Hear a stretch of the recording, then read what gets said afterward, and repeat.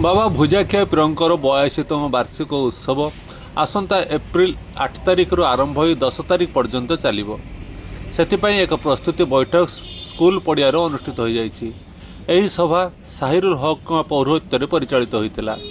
जिला परिषद सभापति नारायण प्रधान, पूर्वतन विधायक स्वरूप दास, टाउन थाना अधिकारी विजय कुमार दास, युव नेता भागवत साहू, रमेश चंद्र माझी, शेख हमील, शेख अजगर अली प्रमुख जोगदे केमिति शांति श्रृंखलार सह बाबांकर वार्षिक उत्सव पालन करा से संपर्क में आलोचना करथिले।